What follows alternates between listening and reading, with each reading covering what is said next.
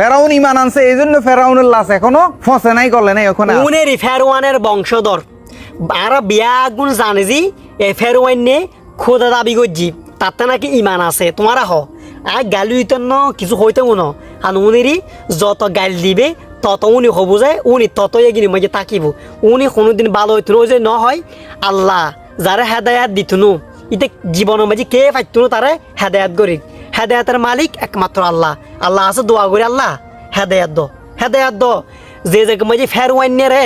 প্রত্যেক মানুষে চিনে যায় ইতে খোদা দাবি করছি ইতে তো কোনো ইমান নাই ইতার ওইনি ফানি পর্যন্ত নগসের কিন্তু কিছু কিছু এই ফেরওয়ানের বংশধরে কোনি হজে কি ইমান আছে আর কি হইতেম তোমারা নিজে খদ্দুর মানে হাদায়াত নতাকিরি এলে হতা হত্যারও বাজে খদ্দুর হাদায়াত এটা লেখা হতা যায় শিরিক নগরিবে শিরিক জিনিস আল্লাহ মাফ করতো না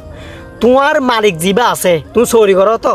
তোমার মালিকের ব্যাপার উল্টো পুল্টো হতা তোমার মালিকে তোমার রাখিব বা জেরে বাড়ি করে দিব তো স্বয়ং তোমার আল্লাহ বানাইনি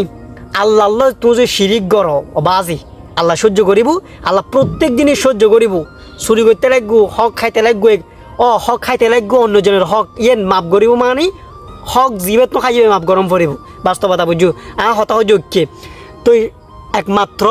শিরিক গুণও আল্লাহ মাফ করতো না বাজে মাফ করতো না আর মালিক বেমানি করন মানি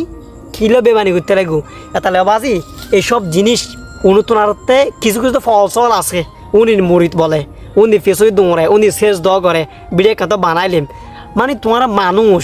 নাকি আর কি নবুঝিও বাজে ফেরওয়ানের বংশধর এগুলো যে দেখ ভাই ফেরওয়ানের তার পাশে হয়ে আর তো কিছু হইবেন নাই